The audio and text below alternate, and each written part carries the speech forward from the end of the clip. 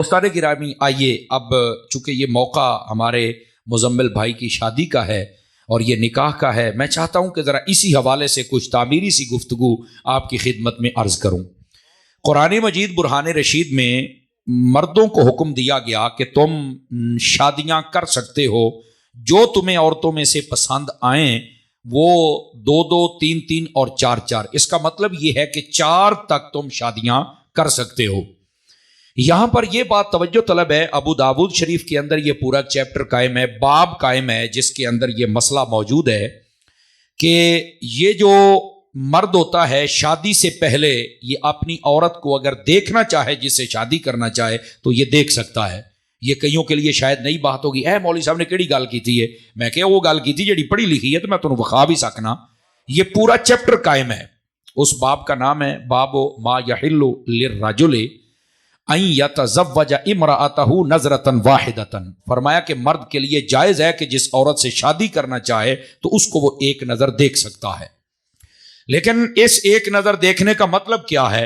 علماء فرماتے ہیں اس کے 2 معانی ہیں۔ ایک یہ ہے کہ اپنی ماں کو یا بہنوں کو یا باپ کو بھیجے اور ان کے ذریعے سے دکھلا لے، اگر وہ اطمینان کا اظہار کریں، او آکھن بھی سانو پسند ہے تو پھر اے بھی آکھے بھی مینوں پسند ہے۔ ایک اس کا طریقہ یہ ہے، اور ہمارے اس رواج میں اور معاشرے میں آج کل اسی کا معمول ہے، اور میرا خیال ہے یہ ایک سنجیدہ سا طریقہ ہے، اس پر بھی عمل ہو جائے تو حرج کی کوئی بات نہیں ہے، اور اس میں بزرگوں کی مشاورت بھی شامل ہو جاتی ہے تو اس میں برکت زیادہ ہو جاتی ہے۔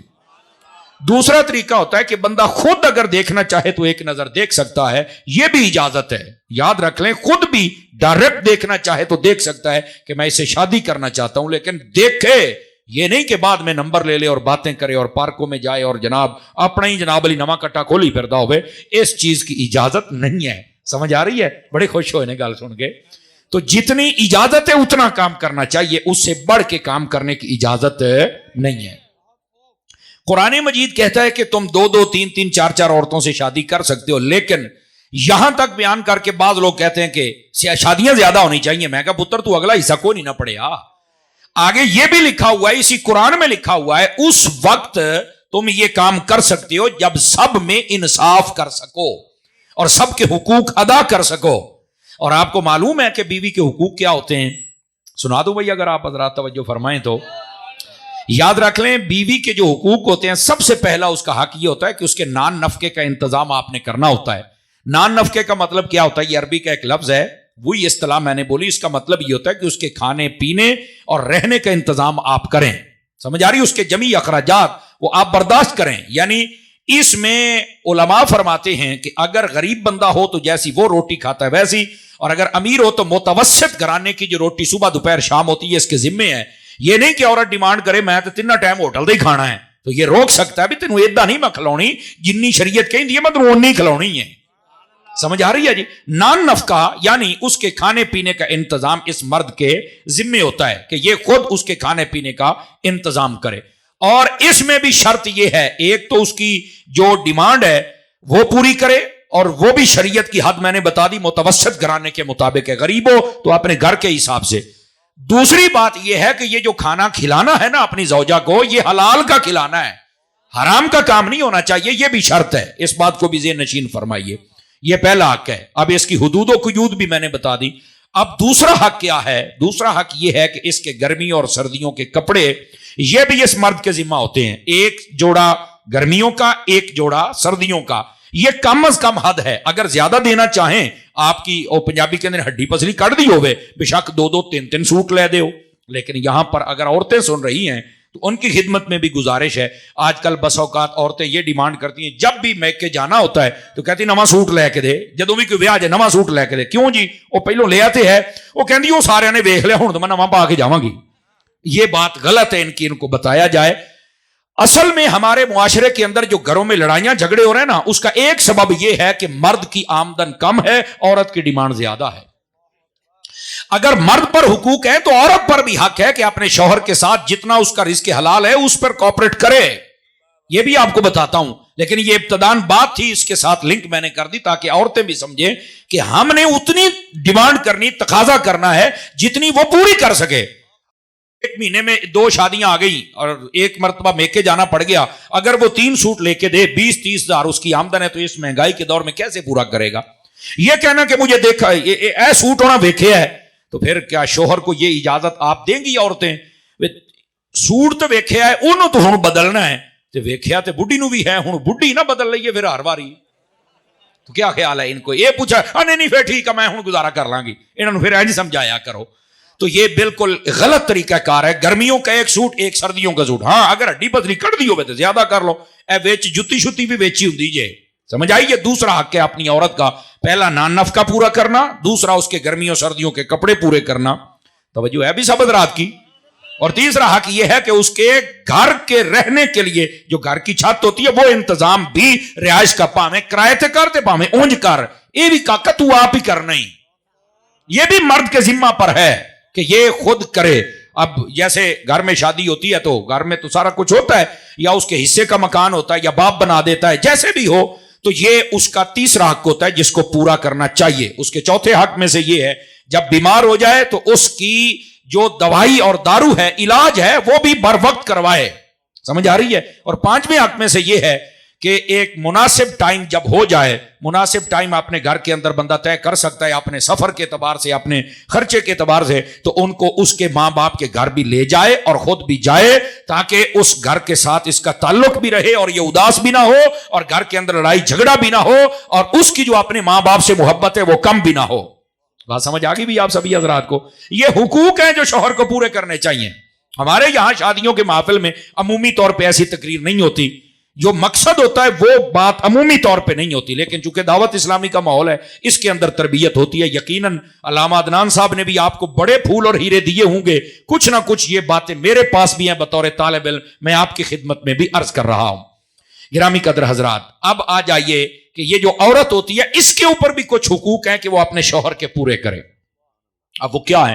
سب سے پہلے عورت پر جو پہلا حق ہے کہ وہ اپنے شوہر کی عزت کرے، اس کا احترام کرے، اور دوسری بات وہ اپنے شوہر کی باتوں کے ساتھ اتفاق کرے، نہ کہ اختلاف کرے اور گھر میں لڑائی پیدا کرے، اور تیسری بات اخلاقیات کا دامن کبھی نہ چھوڑے۔ جب یہ اخلاقیات کے دامن کو سمجھ جائے گی تو اس کے بعد یہ گھر کی صفائی بھی خود کرے گی، یہ نہیں آکھے گی میں کیوں کرا، میں نوکرانی تو نہیں کو نوکرانی رکھ، نہیں، یہ خود کرے گی، کپڑے خود دھوئے گی، کھانا خود بنائے گی، اس کے اندر برکت بھی ہوتی ہے، اور عورتیں کام کرتی رہیں، مرد کرتے رہیں تو یہ بیمار بھی نہیں ہوتے، اگر بیٹھ جائیں تو پھر بیٹھ ہی جاندے جے، سمجھ آ رہی ہے نا؟ ڈاکٹر تائیں کہنے سویرے اٹھ کے سیر کرو، تو یہ پہلو ٹائم نہ کام کیتے ہوں تو سیرہ کرنی ہی نہ پین، اور اگر آپ سارے چاہتے ہیں سیر سے بچ جائیں، 5 نمازاں پڑھیا کرو، تو انہوں ڈاکٹر دے کہن تے دوڑنا نہیں پائے گا، حضور دے آکھن تے نمازاں پڑھ لو، تو اڈا کام ویسے ہی ہو جائے گا۔ سمجھ آ رہی ہے آپ سبھی حضرات کو؟ تو اس واسطے اس کو چاہیے کہ اخلاقیات کا دامن کبھی نہ چھوڑے، اور اس کے اوپر یہ بھی حق ہے کہ اپنے شوہر کا جو مال ہے اس کی بھی حفاظت کرے، اس کے گھر کی بھی حفاظت کرے، اور چونکہ وہ اس کی عزت ہے تو اس کی عزت آبرو پر بھی آنچ نہ آنے دے۔ یہ ساری چیزوں کی حفاظت، چونکہ یہ اس گھر کی سمجھو کہ نائبہ بھی ہے اور محافظہ بھی ہے، اس کو نائب ہونے کا بھی صحیح حق ادا کرنا چاہیے اور محافظہ ہونے کا بھی صحیح حق ادا کرنا چاہیے۔ عمومی طور پہ کیا ہوتا ہے، توجہ فرمائیں گے آپ حضرات؟ عمومی طور پہ یہ ہوتا ہے کہ عورتیں وہ پیسے، بس اوقات کئیوں کی یہ عادت ہوتی ہے کہ اپنے بندے دے بٹوئے چو کڈی رکھنے 500 روپیہ کر کے، یہ عادت گندی ہوتی ہے۔ اگر یہ ماں میں عادت ہے تو پھر جدہ دی کوکو اودا دے بچے، تو پھر بچیاں دا کی بنے گا؟ کیا فائدہ ایسا کام کرنے کا؟ تمہیں تو کوپریٹو ہونا چاہیے۔ اور ایک یہ بھی بڑی عجیب بات ہوتی ہے، عید شبراتے پیسے دیتے، ماں پیوں نے دیتے، کٹھے کیتے نا جی، وہ انہوں نے سوٹ بوٹ لے کے آندا ہے تے بندہ پوچھ جائے کتھوں لے آئے؟ اے میرے اپنے پیسے سن، کمال رہی ہے، ایک کہہ دے بھی یار تسی دیتے سن تے انہاں دے میں کٹھے کر کے تے میں لے لینے، میرے اپنے پیسے سن، بھی تیرا کوئی نواں کاروبار ہے یار؟ کم از کم وہ حوصلہ ہی بندہ ودا چھڑدا ہے، بیبیاں نو گل بھی تے نہیں نہ کرنی آوندی بس اوقات ہے۔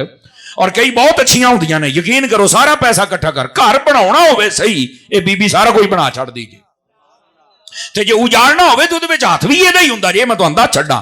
لیکن یہ تربیت ضروری ہے، اس لیے میں سادہ سادہ لہجے میں بات کر رہا ہوں۔ گرامی قدر حضرات، اس کو چاہیے کہ اپنے شوہر کی نائبہ ہونے کا بھی حق ادا کرے اور محافظہ ہونے کا بھی حق ادا کرے۔ اور اس کے بعد اگلی بات، یہ عورت پر حق ہے کہ اگر اللہ اولاد عطا کرے تو وہ ان بچوں کی تربیت جتنا ممکن ہو سکے دینی خطوط پر کرے، تاکہ وہ بڑے ہو کر وہ قرآن خان بنے، نہ کہ سلمان خان بنے۔ ایک لفظ میں نے بتایا ہے تاکہ آپ کو ساری بات سمجھ آ جائے. میں عمران خان بھی کہہ سکتا سی لیکن اجے تسی بلے تے مہر لاؤنی مینوں ڈنگا پتا ہے لیکن جداں انہیں تہاڈا چھکا مارنا تانوں لگ لو جانی میں تانوں دسدا پیا جے. بہرحال لگ گئی لو انشاءاللہ تانوں ہن لگے گی تو ٹینشن نہ لو. ساڈی قوم جڑی ہے نا جڑے پاسے ٹر پوے تہاڈا کام اس لیے ہونا جے جس لیے تسی نظام مصطفیٰ نو سپورٹ کرنا ہے بس. اس تو علاوہ تہاڈا کام کوئی نہیں جی ہونا. میں تانوں دس جو مرضی بلا کھلا شیر کتا بلا جڑے مرضی جے مرضی مگر ٹر پو یہ تہاڈا کو کم ہو جائے تو ایڈے رولنا جے. جس وقت حضور کا نظام آ گیا سارا کام آ جائے گا. مینوں لمیاں چوڑیاں تو نہیں آؤندیاں تے نہ ہی میں کدی کیتیاں نے لیکن سادہ گلاں میں ضرور کر لینا. نظام مصطفیٰ کیسے آئے گا جڑے دن تسی سیدھے ہو گئے. وہ کداں میں کہ نبی دے نام تے انگوٹھے چوم لیندے ہو جڑے دن نبی دے نام تے لا چھڈے نا تو اس دن کم ہو جانا جے.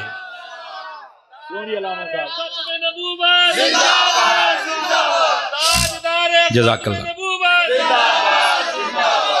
تو نبی پاک علیہ السلام کے نام پہ انگوٹھے چومنے والی قوم نبی پاک کے نام دین پر مہر نہیں لگا سکتی.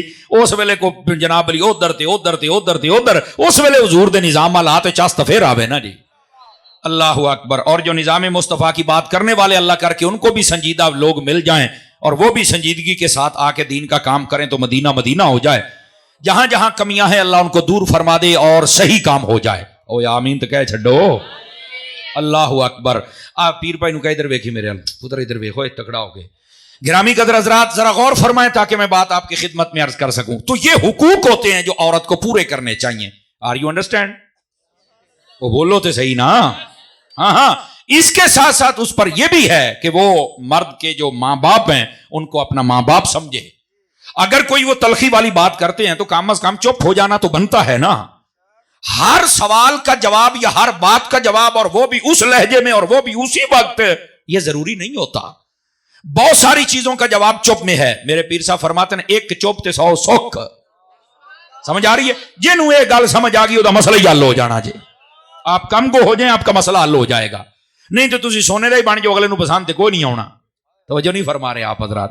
تو یہ حقوق ہوتے ہیں. بات بہت دور چلی گئی لیکن یہ ابتدا تھی. میں نے کہا مرد کے حقوق اور عورت کے حقوق دونوں کے بیان کر دیے جائیں تاکہ کچھ تربیتی بات ہو جائے نا. سمجھ آ جائے کہ ہم یہاں کیوں بیٹھے, شادی کے سلسلے میں بیٹھے اور اس کا طریقہ کار اسلام میں یہ ہے. یہ پہلے حقوق ہیں. اب اسے اگلی بات, ان دونوں کے مشترکہ حقوق بھی ہوتے ہیں. مشترکہ میاں بیوی کے حقوق. اور وہ کیا ہیں؟ سب سے پہلا حق یہ ہے, آقا کریم علیہ السلام نے فرمایا, یہ روایت ہے, اگر آپ ان باتوں کو پڑھنا چاہیں جو میں سنا رہا ہوں, یہ ہمارے بہت ہی پیارے مناظر اسلام علامہ محمد سعید احمد اسد صاحب رحمۃ اللہ علیہ, آپ کے والد گرامی مفتی محمد امین صاحب رحمۃ اللہ علیہ, آپ نے کتاب لکھی حقوق زوجین, اس میں بھی یہ روایت ہے جو میں سنا رہا ہوں. اور یہ جو باتیں میں نے سنائی ہیں یہ چیدہ چیدہ آپ کو وہاں مل جائیں گی. تقریباً وہ نچوڑ ہے جو میں آپ کی خدمت میں عرض کر رہا ہوں. آپ نے اس کتاب کے اندر لکھا ہے, فرمائیں کہ مشترکہ حقوق میں سے ایک حق یہ ہے کہ یہ عبادت میں اور دین میں ایک دوسرے کی معاونت کریں. تو کہا وہ کیسے؟ وہاں ایک حدیث لکھی, آقا کریم علیہ السلام نے فرمایا کہ شادی کے بعد جب شوہر کی آنکھ کھل جائے تو اپنی زوجہ کو اٹھائے کہ اٹھ بھئی نماز کا ٹائم ہو گیا ہے. اور اگر عورت کی آنکھ کھل جائے تو وہ شوہر کے اٹھائے, اٹھو جی نماز کا ٹائم ہو گیا. بلکہ یہاں تک موجود ہے, فرمایا وہ اٹھایا ہے اور وہ وضو کرنے چلا گیا یا چلی گئی, یہ بھی پہلو آنکھ کھلی ہے, وہ واپسی آئے نا اور دیکھے کہ ساتھ والا سویا ہوا ہے تو فرمایا اس کے منہ پر گیلے پانی کے وہ ہاتھوں سے چھٹے مار دے. جی میں نکے نیانے دے کر دیو نا, یہ بھی محبت کی علامتوں میں سے ایک علامت ہوتی ہے کہ اس کو پتہ چل جائے گا کہ نے وضو کر لیا تو میں رہ گیا, چلو میں بھی اٹھا, اور محبت سے تھوڑا سا بندہ اٹھ بھی جائے گا. بس چھٹے ہی مارنے نے, پورا جاگ نہیں جے ڈولنا, وہ نہ سویرے نواں کٹا کھلا ہوئے تڑکے تڑ گئی. سمجھ آ رہی ہے نا؟ آہو ایہی تو تسی سن دیو میرا چان ہے, بولو تو صحیح نہ یار. تو یہ تھوڑا یوں ایک دوسرے, یہ مشترکہ میاں بیوی کے حق ہوتے ہیں تاکہ ایک دوسرے کو عبادت کی طرف راغب کریں اور اسی طرح قرآن پڑھنے کی طرف راغب کریں. توجہ ہے بھی سب حضرات کی؟ اسی طرح میاں بیوی نا آپس میں طے کر لیں کہ ہم نے کیا کرنا ہے. مثال کے طور پر میرے ایک دوست تھے, وہ کسٹم میں کام کرتے تھے, ابھی بھی وہ حیات ہیں بقید. انہوں نے مجھے ایک بات سنائی, کہنے لگے کہ حضرت جب ہماری شادی ہوئی نا تو میری زوجہ جو میرے پاس آئی وہ ارینج میرج تھی, تو وہ دین کو سمجھنے والی تھی. اس نے مجھے پہلے دن ہی کہا کہ مجھے پتا ہے آپ کی نوکری کیا ہے, لیکن آج میں آپ سے ایک وعدہ لینا چاہتی ہوں, مجھے بتائیں آپ کی تنخواہ کیا ہے. انہیں کہا وعدہ کی مطلب؟ انہیں کہا نہیں میں دسو تے صحیح نا, سچی سچی. انہیں دسیا بھی 50,000 یا لاکھ, اللہ جانے انہاں دی تنخواہ ڈھیر ساری ہوندی جے. انہیں دسی, انہیں کہا جی میں مہینے دے وچ یہ 50,000 گھر وڑن دینا ہی تے 50,000 تو 51,000 میں گھر نہیں وڑن دینا، یا تے اپنا تو کاروبار دسنا گا تاں گھر لے آنا ہی، نہیں تو میں یہ وچ گزارا کراں گی، نہ میں حرام کھانا ہی تے نہ میں تینوں کھان دینا ہی۔ آپ نے توجہ نہیں فرمائی میری بات پر، توجہ ہے جی؟ وہ کہتا ہے کہ پہلے بہت اونچ نیچ چلتی تھی، وہ جدہ کہتے ہیں نا گھوگی ماری، گھوگیاں مار دے سی تے جناب علی گھوگا ہی آ جاندہ سی، نہیں توجہ فرما رہے آپ حضرات۔ تو کہتے ہیں پہلے اسی گھوگیاں شوگیاں مار دے رہندے سی، لیکن اس تو بعد میں کہ نہیں بھائی سنگیو ہونے کم کو نہیں جی ہونا، آپا کھانا ہے حلال ہے۔ توجہ نہیں فرما رہے۔ ویسے اگر آپ میں بھی کوئی نوکریوں والے بیٹھے ہیں، سرکاری گورنمنٹ کی نوکری، کوئی بھی ریٹائرمنٹ تو بعد ایڈے حاجی بن جاندے دے، پنجو نمایاں مسیتے، ایڈی داڑھی، ایڈی لمبی تسبیح، کیا حاجی او جننے تسی نوکری تو بعد حاجی بن دے ہو نا، اینا کدی نوکری چ بن جاؤ تو میرے ملک دا حال نہ ہوئے۔ اس تو بعد بڑی مسلمانیت جاگ دی، جو حاجی فخر الدین بن دے جے، نہیں توجہ فرمائی آپ اب بیٹھے ہو کہ بولو تو صحیح نہ اللہ دیو بندے ہو، کیوں جی؟ اس تو بعد جو ایڈے حاجی بن دے ہو درانے نوکری بن جانا، اے ملک دا رڑا تنا نہیں چلے جناب۔ خیر بہرحال کچھ سخت باتیں بھی ہوں گی تو مجھے معاف کیجئے گا اگر کوئی سخت بات لگے، ہوگی اچھی، اور اگر نہ پسند ہے تو واپس کر دینا، کہیں اور دے دیں گے۔ سمجھ آ رہی ہے جی آپ حضرات کو؟ تو جنہوں سمجھ آؤں دی بھئی سبحان اللہ کہہ لو نا۔ گرامی قدر حضرات، تو میں جو عرض کر رہا ہوں کہ یہ ان کی مشترکہ کچھ حقوق ہوتے ہیں جن کو ان کو طے کرنا چاہیے کہ ہم نے کیا کرنا ہے۔ سمجھ آ رہی ہے میری بات کی؟ گرامی قدر حضرات، اب یہ تھا ابتدائیہ اس حوالے سے کہ ان کے حقوق کیا ہیں۔ اب آ جائیے ذرا اگلی بات۔ نبی پاک صلی اللہ علیہ وآلہ وسلم آپ نے اس بات کو واضح فرمایا، آپ نے ارشاد فرمایا النکاح من سنتی فمن رغب عن سنتی فلیس منی، او کما قال علیہ السلام۔ فرمایا نکاح میری سنت ہے، اور جو اس سے اعراض کرے، اس اعراض کا مطلب پتہ کیا ہے؟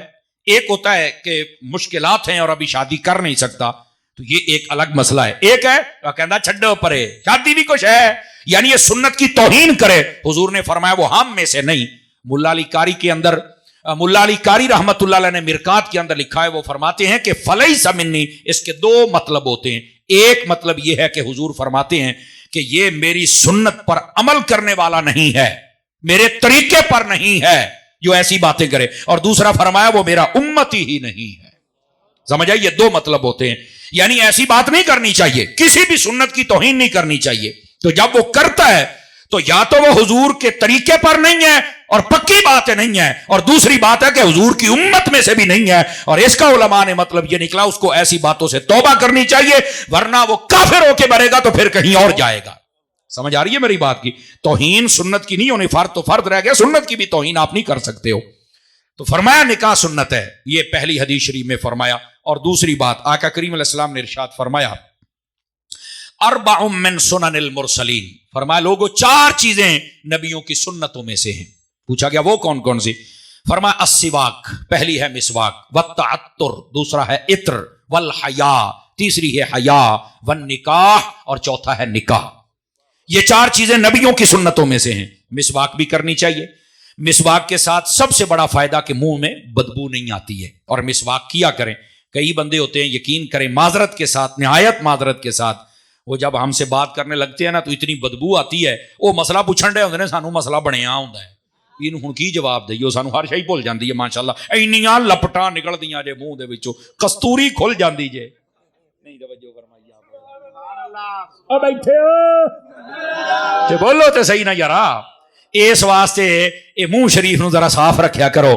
ویسے برش بھی استعمال کر سکتے ہیں، کامل سنت مسواک سے ہی ادا ہوتی ہے، یہ یاد رکھ لی۔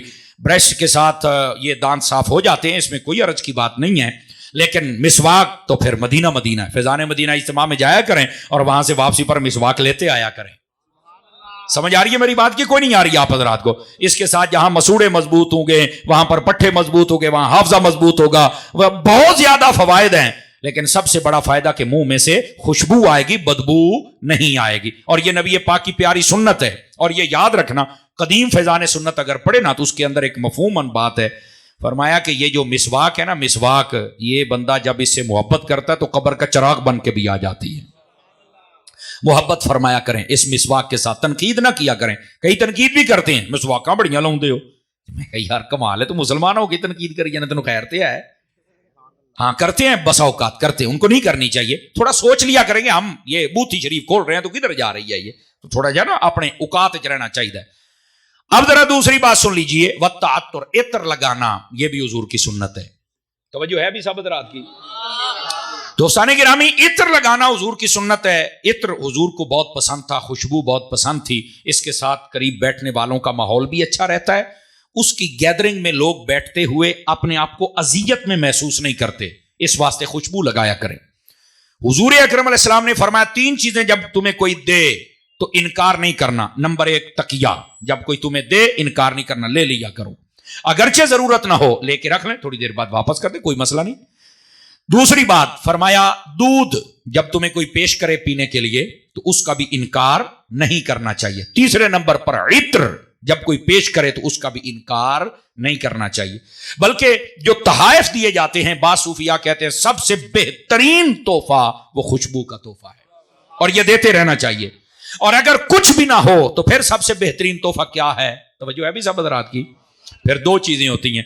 ایک تو مسکرا کے کسی سے بات کرنا، اور یہ تو صدقہ بھی ہے نا، التبسم صدقہ، فرمایا مسکرانا بھی صدقہ ہے. فرمایا ایک تو مسکرا کے بات کیا کریں، یہ بہت بہترین گفٹ ہوتا ہے. اور دوسرا اگلے کے لیے مغفرت کی دعا فرما دیا کریں، یہ بھی بہت بڑا تحفہ ہوتا ہے اگر کوئی دینا چاہے تو. سمجھ آ رہی ہے آپ حضرات کو؟ تو یہ دوسری بات ہے. اب تیسری بات الحیا، فرمایا حیا بھی نبیوں کی سنتوں میں سے ہے. جس معاشرے سے حیا اٹھ جائے وہاں انسانوں اور جانوروں کا فرق ختم ہو جاتا ہے، اور جس معاشرے میں حیا نہیں ہے وہاں پر آنے والی جو اس وقت کی نسل ہے، میرا یورپ کی طرف اشارہ ہے، مغرب کی طرف اشارہ ہے، وہاں پر بچوں کو پتہ نہیں ہمارا باپ کون ہے. کیوں؟ وہاں پر تمیز ختم ہو گئی ہے، وہاں پر جو حدود و قیود ہیں انسان کی وہ تقریباً ختم ہو گئی ہیں. وہاں پر وہ آزاد لوگ رہنا چاہتے ہیں، یہ جتنے دل کرے جو کرے. اور پھر جو بچہ پیدا ہوتا ہے اس کو پتہ نہیں ہوتا کہ میں کس کا نطفہ ہوں اور کون میرا باپ ہے، کون سہارنے والا ہے. یہ اسلام کا حسن ہے کہ ہمیں وہ تحفظ دیتا ہے، عزت بھی بچ جاتی ہے، اور آنے والی نسل کو باپ اور ماں کی صورت میں سہارا بھی مل جاتا ہے.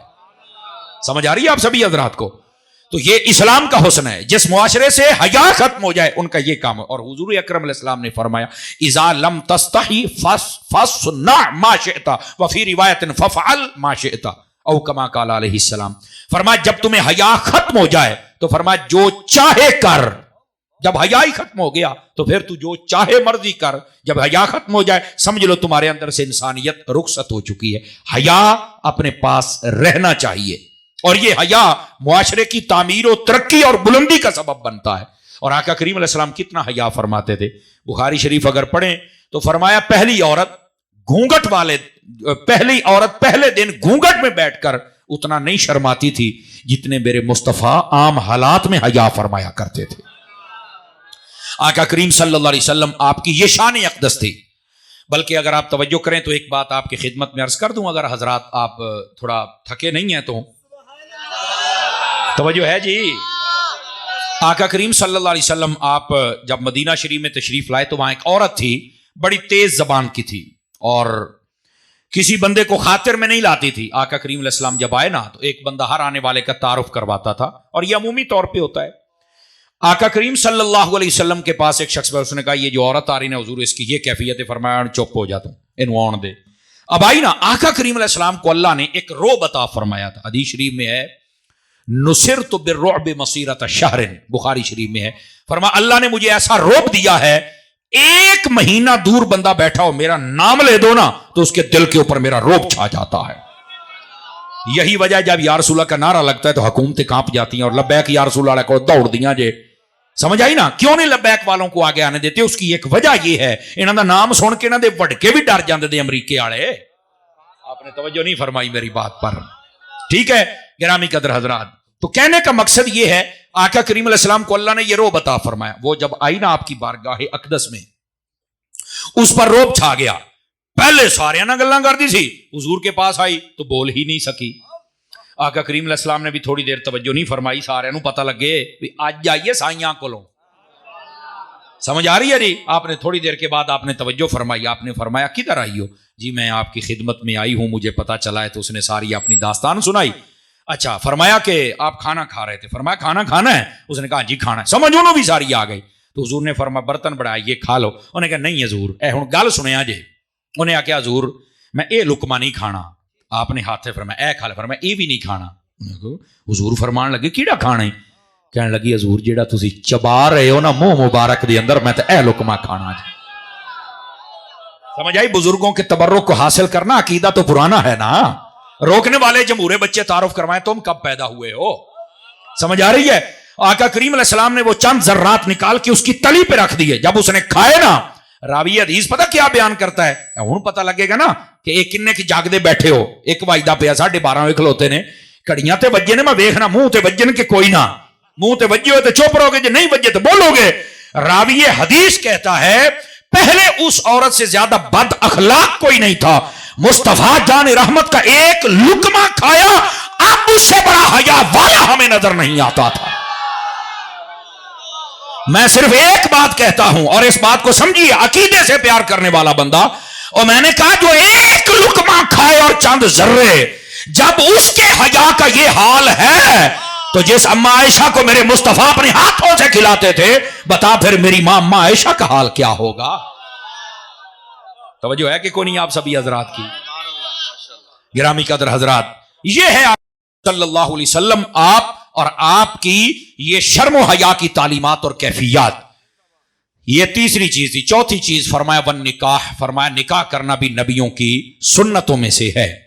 دوستان گرامی، آقا کریم صلی اللہ علیہ وسلم نے ارشاد فرمایا یہ جو نکاح ہے برکت والا ہونا چاہیے۔ میں اس کا مفہوم عرض کر رہا ہوں۔ پوچھا گیا برکت والا نکاح کون سا ہوتا ہے؟ فرمایا ان اعظم النکاح برکۃ، فرمایا برکت کے اعتبار سے سب سے بڑا برکت والا نکاح وہ ہوتا ہے ایسرہ مؤونۃ، فرمایا جس کے اندر خرچہ سب سے کم کیا جائے۔ جب شادی کرتے ہو نا، جب آپ کے اخراجات کم ہوں تو سمجھ لیں آپ کا نکاح برکت والا ہے۔ مفتی احمد یار خان نعیمی اس حدیث کی شرح کرتے ہو پتہ کیا لکھتے ہیں؟ فرمایا کہ اس کے اندر حق مہر بھی کم ہو۔ ہاں یاد رکھ لیں، یہ حدیث شریف میں ہے۔ جدو شادیاں کر دیو نا تو کہیں دیو 2 لاکھ روپیہ حق مہر تے 5 لاکھ روپیہ فلانا تو اینا پلاٹ تے فلانا۔ اسلام کے اندر ان شرطوں کو پسند نہیں کیا گیا، کسی بھول میں نہ رہنا۔ چونکہ آپ بظاہر آپ شرطیں لگا رہے ہیں، حقیقت میں آپ کو اگلے پر اعتماد ہی نہیں ہے، آپ پہلے دن بد اعتمادی پر سائن کر رہے ہیں۔ آپ نے توجہ نہیں فرمائی میرے جملے پر، چوپی ہو گیا اہیں تو ادھر ہی کری۔ ایک کہتے ہیں مولوی تیری اسی تو بنن کر دے پے ہیں۔ میں کہا بلے ہو شیرا، تو جڑا بنن کردا پے ہیں۔ آپ پہلے دن اتنے بد اعتماد ہیں، آگے آپ کیا کریں گے بتاؤ نا ذرا۔ اور یہ رشتہ اعتماد کا ہوتا ہے۔ آپ سمجھ آ رہی ہے آپ حضرات کو؟ ہاں اسلام کے اندر اس چیز کو پسند کوئی نہیں کیا گیا۔ اور یہاں تک یہ روایت موجود ہے، یہ ماہنامہ فیضان مدینہ، اس کے اندر جب نکاح کے چیپٹر آتے ہیں نا، آپ اس میں پڑھیں اور ماہنامہ لگوائیں اور اس کو پڑھا کریں۔ ہر مہینے ایک رسالہ آتا ہے، تقریباً 63 صفحات ہوتے ہیں اور 500 کتابوں کا مجموعہ ہوتا ہے۔ اس رسالے کو آپ لگوائیں اور ضرور پڑھیں، دکانوں میں، دفاتر میں، اپنے گھروں میں۔ اور عورتیں بھی ناول ڈائجسٹ پڑھنا چھوڑ دیں، ان کو دین بھی پڑھ لو، بتھیرا بیڑا گرک کر لیا جائے۔ راز تو نہیں ہو رہے آپ حضرات ہے جڑیاں ہوں کر دیا نا، اینی کتاب لتریشن میری بن دی ہے نا جی۔ تو گرامی قدر حضرات اس بات کو سمجھنے کی کوشش فرمائیں، یہ چھوڑ دیں ان باتوں کو۔ قرآن پڑھتی نہیں، ناول ڈائجسٹ پڑھنا ہے جناب بیڑا نے، اس کو چھوڑے بھائی، قرآن پڑھیں اور قرآن کے متعلق کا ریلیٹڈ باتیں پڑھیں۔ اس ماہنامہ فیضان مدینہ کے اندر بھی اس بات کو لکھا گیا جو میں آپ کی خدمت میں عرض کر رہا ہوں۔ فرمایا جو عورت ہے اس کی خوش نصیبیوں میں سے ایک بات یہ بھی ہے، فرمایا ایسرہن صداقہ، کہ اس کا جو حق مہر ہو وہ تھوڑا ہو اور اسے مل جائے، یہ عورت کی خوش نصیبیوں میں سے ہے۔ تھوڑا حق مہر ہو اسے مل جائے، بجائے اس کے کہ زیادہ ہو شرطیں ہوں۔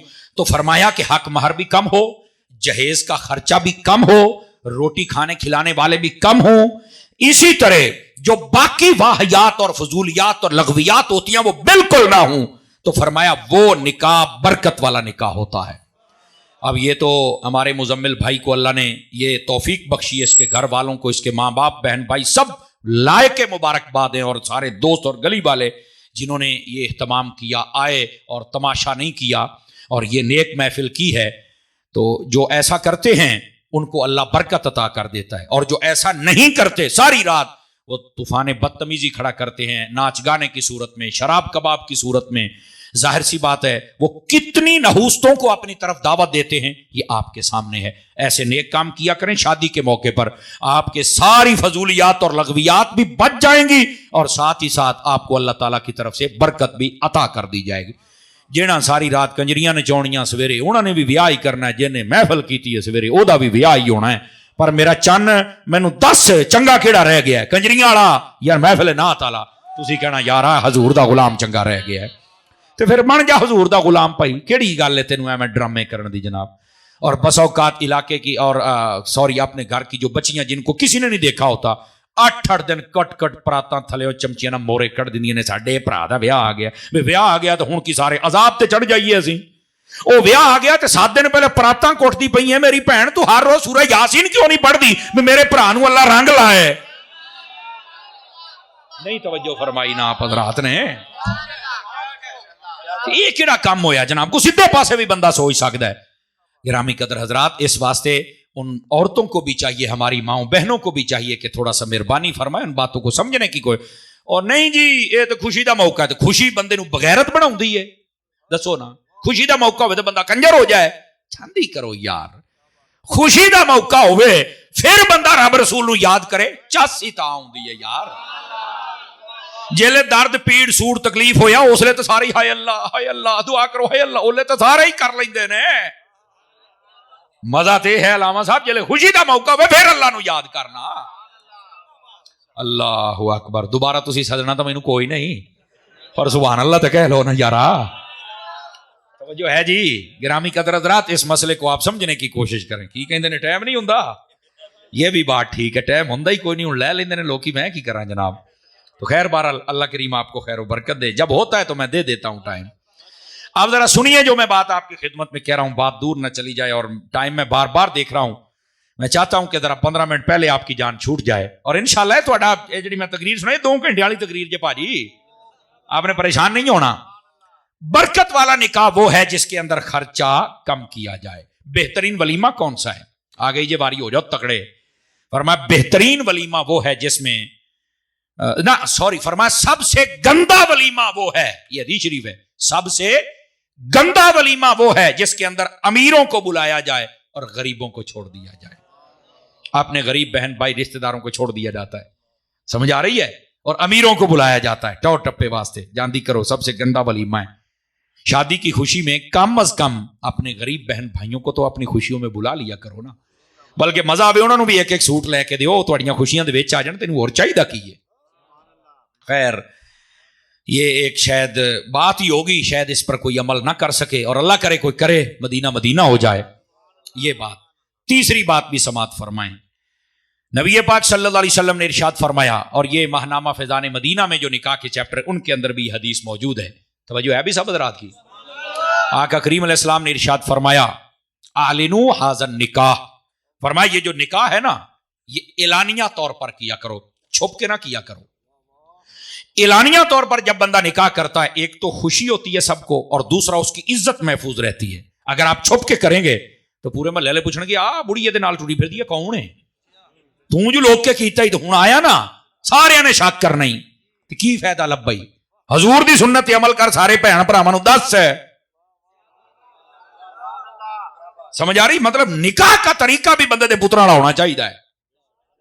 او بولو تے صحیح نا، اعلنوا ھذا النکاح۔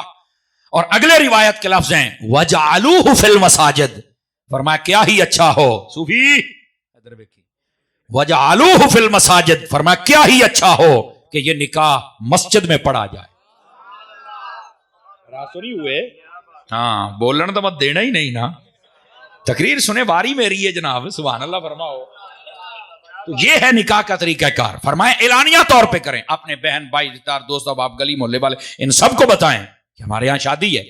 اور دوسری بات فرمایا کہ مسجد میں اگر نکاح ہو جائے تو سبحان اللہ، ہمارے یہاں بس اوقات شادیاں لیٹ ہوتی ہیں، میرے جال سے ٹائم نہیں ملیا، میں کہا تو اینا ٹبر کٹھا ہی کیوں کرنا ہے، مینوں دسنا یار مسئلہ کی ہے؟ نہیں جی ساڈی برات دا 150 بندہ ہونا، اللہ دے آپ بندے تو مودی کولوں کشمیر لین جانا، وہ تو برات لے کے جانی، تو حملہ کرن جانا، تو ڈاکو ہے، اور تینوں خیر تے ہے؟ بولو تے صحیح نا یار، 150 بندہ لے کے جانا تے پھر بھی کہندا ہجے ساڈے 8 پرونے رس گئے، تے میں کہ سارے نوں لیا مرے جڑے تیرے رسے بیٹھے نے، کج خدا دا خوف کرو یارا، کیڑے کمی پے گئے ہو؟ اس نے تمہیں اپنی جگر کا ٹکڑا بیٹی دے دی ہے، تو پھر 150 بندے نے حملہ کردا پیا ہے، سمجھو تے صحیح نا۔ نکاح میں آپ نکاح کریں، ولیمے کا کھانا یہ بچے کی ذمہ داری ہے، انہیں ولیمہ کرنا ہے، ایتھے سد جے نو سدنا ہی، ایتھے براتاں تے ادھے جناب منہ منگے ہوئے ہوندے نے جناب، ادھے رسے ہوندے نے جناب، نہیں توجہ فرما رہے آپ حضرات، تھوڑا سا مہربانی۔ اچھا مجھے ایک دوست نے بتایا کہ آج کل برات تھوڑی لے کے جاؤ نا اگلے بھی روس جاندے، تسی تھوڑے بندے آئے ہو، میں کہ اچھا اچھا اچھا اچھا کئی ایداں دے چوڑ بھی ہے گیا، ہو سکتا ہے، مجھے ایک نے بتایا تھا، وہ کہنے بھاجی یہ ساڈے والا ہونا تو کسی گل نہ لاؤ، میں کہوں گل نال کی کمال والی گل ہے یار، تو یہ نہیں ہونا چاہیے، بالکل مختصر کام ہونا چاہیے، اور مختصر بندے، ہاں ولیمے پر آپ جتنے مرضی دوست احباب کو بلائیں، جیسے مرضی ولیمہ کریں، آپ کو کون روک رہا ہے، لیکن بچی والوں پر تو یوں حملہ نہ کریں چل کے۔ پھر اگلی بات توجہ ہے بھی صاحب حضرات کی، جہیز پر زیادہ ڈیمانڈیں نہ کیا کریں، آج تو کردہ پہ پتر کل تیریاں بھی ہونیاں نے، تو پھر تو ہے رونا، پھر تو کہنا قاری صاحب تقریر کرو لوکی جہیز دی ڈیمانڈ کر دے آ، تو میں کہا اپنے باری، اللہ اکبر۔ گرامی قدر حضرات، تو اس واسطے یہ سارے مسئلے مطلب اے نا کہ اپنے باری آن دے ہو تو دویاں باری حرام ہے، یہ کیڑی گل ہوئی یار، اپنے باری بھی وہی دن رکھ، وہی مسئلے رکھ سارے۔ بات دور جا رہی ہے اور میں گفتگو کو سمیٹنا چاہتا ہوں، میرے عزیز، میرے پیارے، میرے بھائی، نبی پاک علیہ السلام کی سنت کے مطابق یہ کام کرنا چاہیے، اور سنت کے طریقے یہی ہیں، آپ اپنے حلال مال میں سے جتنا ہو سکے اپنی بیٹی کو آپ دے لیں، اور بیٹیوں کو بھی چاہیے اتنا زیادہ ڈیمانڈ نہ کریں کہ ابا بیچارہ ویسے ہی شوگر اور بلڈ پریشر کا مریض ہو جائے، بھی انہیں یہ ساریاں شیاں میں کداں پوریاں کریں۔ ضروری اشیاء ضروریہ نبی پاک علیہ السلام نے بھی بطور تحفہ عطا فرمائی، سب سے پہلے مصلی تھا، سمجھ آ رہی ہے جی، اس کے بعد چکی تھی، اس کے بعد وہ چٹائی تھی، اس کے بعد چند کپڑے تھے، اور آقا کریم علیہ السلام نے اپنی لاڈلی شہزادی سیدہ خاتون جنت رضی اللہ عنہا آپ نے نکاح فرما دیا تھا، اور وہ اسی پہ راضی تھی، اور ایسے گھر کو انہوں نے چلایا، اللہ نے وہ کرم فرمایا کہ بیٹے حسن و حسین اور زینب جیسے عطا فرما دیے۔ سمجھ آ رہی ہے؟ آج جب اتنا طوفان بدتمیزی ہوتا ہے تو بعد کے اندر بچے وہ پتہ چلتا ہے جی 1 سال 1.5 کے بعد جناب لے وہ موبائل خراب ہے، ایک نے خراب کیتا کی ہویا، کہندا بچیاں خراب کیتا ہے، تو جے گھر چل جاؤ تو بچے انہاں نوں کی ہے یار، یہ تے جویں لکی رانی سرکس والے دے ہوندے نے، وہ کہندا بچے موبائل نے خراب کرتے آ، موبائل بچے نے خراب کیتا، بچے موبائل نے کیتے، تو میں کہ تسی نہیں توجہ فرمائی آپ حضرات نے، تسی حاجی ہو رہی ہو، تو اپنے آپ نوں وچ رکھو پین بیٹھے تے رہو نا، اللہ دیو بندے ہو، ٹینشن ہی لے جاندے ہو یار۔ اس واسطے یہ مسئلے سمجھے بھائی، موبائل انہوں نے خراب کیتا، انہوں نے موبائل نو خراب کیتا، تے تسی وچوں سائڈ تے نہیں میرے بھائی، ان کو ذرا سمجھائیں۔ آپ موبائل سے بچا سکتے ہیں بھائی جان، آپ خود گھر میں بیٹھ کے موبائل واٹس ایپ سب کوئی دیکھتے ہیں تو بچہ دیکھتا ہے نا، موٹر سائیکل جاندے ہو اور لاک کر کے چابی ہوتے اللہ اللہ خیر صلاح، گھر جاندے ہو موبائل بند دے الماری دی اللہ اللہ خیر صلاح، وہ نیانا کو آج ٹینشن نہیں، موبائل کو آج ٹینشن ہوندی ہے، کہندا بھائی سما سی یار، سما کی ہو گیا نویں آ جائے گی یار، نہیں توجہ فرما رہے، ایسے ہی ہوں نا، نیانا کو آج وہ خیر ہے، موبائل ہوئی پتہ نہیں کی ہو، اللہ کے بندے کیوں پریشان ہو رہی ہے؟ کبھی نماز چھوٹ جائے تو اتنا پریشان نہیں ہوتا، نہیں توجہ فرمائی آپ حضرات، روزہ چھوٹ جائے اتنا پریشان نہیں ہوتا، وہ موبائل بس ایسا نہ کیا کریں، اپنے آپ کو تھوڑا دین کی طرف لے کے آئیں، اور یہ ایسی نیک محافل ہوتی رہیں گی تو انشاءاللہ خیر ہی خیر اور برکت ہی برکت ہو جائے گی۔